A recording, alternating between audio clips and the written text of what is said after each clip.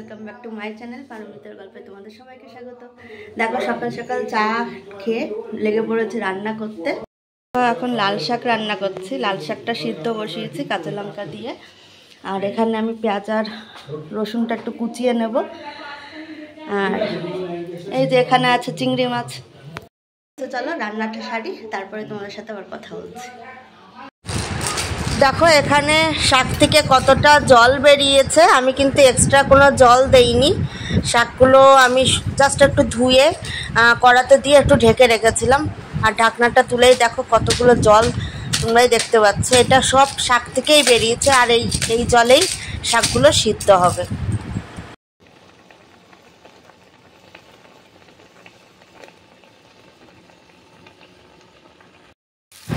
আর এখানে চিংড়ি মাছ, পেঁয়াজ, রসুন এগুলো আমি আলাদা করে একটু ভেজে নিচ্ছিলাম, আর এই শাকটা উঠিয়ে রেখেছি কড়া থেকে।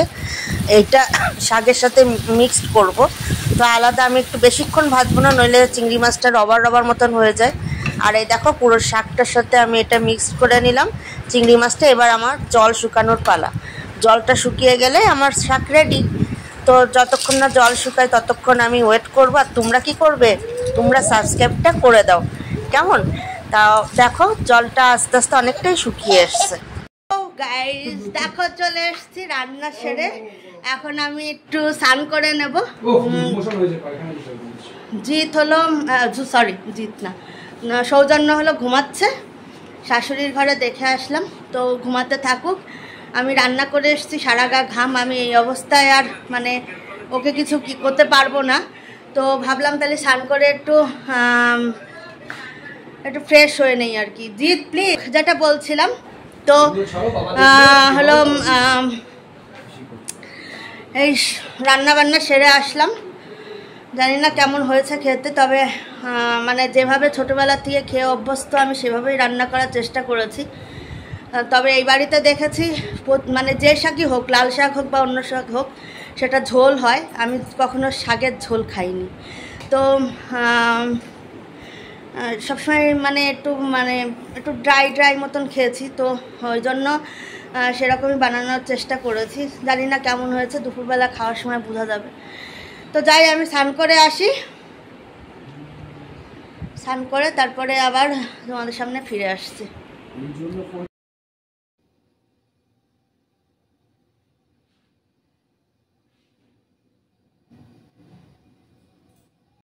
তো ফ্রেন্ডস দেখো চলে এসেছি কাস্টার্ড পাউডার নিয়ে।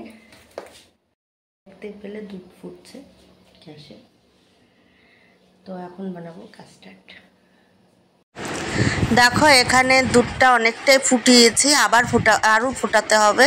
ফুটিয়ে পুরো দুধটা ঘন করে ফেলতে হবে। ঠিক আছে, পুরো ঘন হয়ে গেলে দুধের টেস্টটাও ভালো হয়, কাস্টার্ডের টেস্টটাও ভালো আসে। তো এই দেখো আমি আর এই সাইডে আমি একটা বাটিতে কাস্টার্ড পাউডার ঠান্ডা দুধে গুলে নিয়েছি। গরম দুধে আমি এটা দেইনি, আমি দুধটা ঠান্ডা করে তারপরে গুলেছি। তো সেটাই আমি আবার ওই দুধে দেবো। তো দুধটা আমার অনেকটাই ঘন হয়ে গেছে, পুরো রেডিও হয়ে গেছে।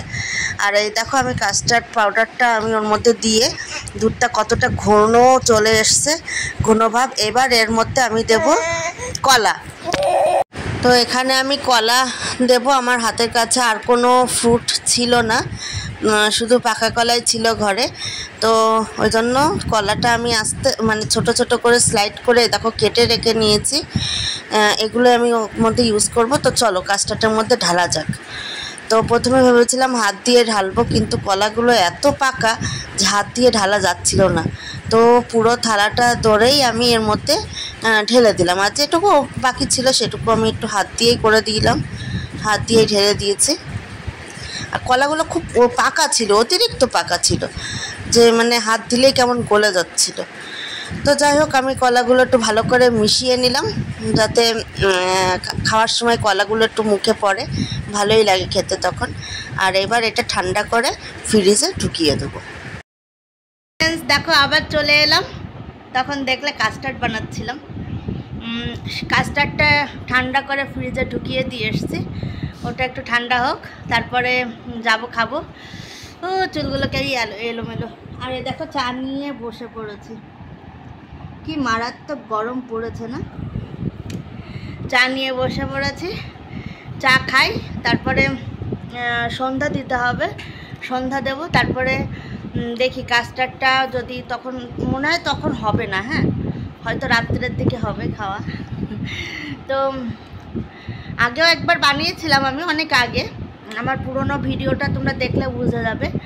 তো তখন অনেক রকম ফল ছিল, ড্রাগন ছিল, কিউব ছিল, তারপর আপেল ছিল। তো এই আজকে শুধু পাকা কলা দিয়েই বানালাম, পাকা কলা দিয়েও ভালো লাগে। তো ঠিক আছে, চলো চাটা খেয়ে নিই, তারপরে সন্ধ্যা টন্ধ্যা দিতে হবে, সন্ধ্যা দিয়ে তারপরে আবার ফিরে আসছি। তো দেখো চলে এসছি আবার চা খেয়ে, জিত একটু বেরোলো, আর আমি এই যে চা খেয়ে এখন বসে আছি, ছেলে আছে নিচে। তো আমি বিছনা টিছনা করে ওকে নিয়ে আসবো করে।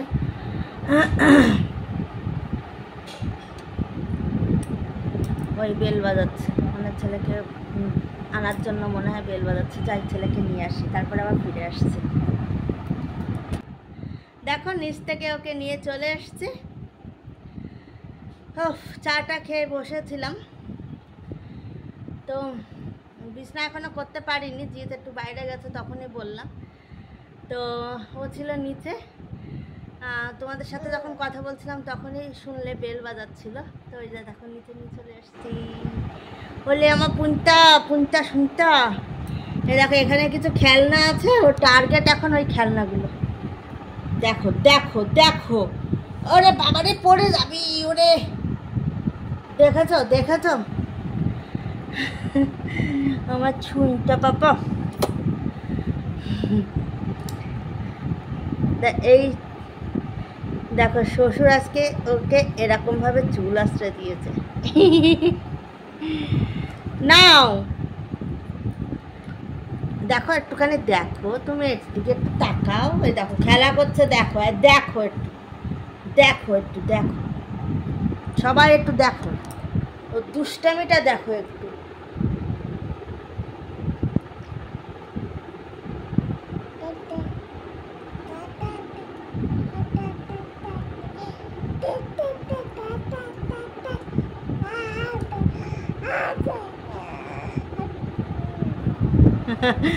এখন মানে খুব ক্যামেরা চিনেছে জানো তো, যখন মানে ফটো মানে বুঝতে পারে যে ফটো তুলছি, বেশ একটু মানে পোস্টগুলো দেয়, হ্যাঁ। আর পরে যখন আমি ভিডিওগুলোকে দেখাই কি খুশি হয়, দেখো দেখো খুব খুব ফটো চিনেছে, খুব ফোন চিনেছে এখন।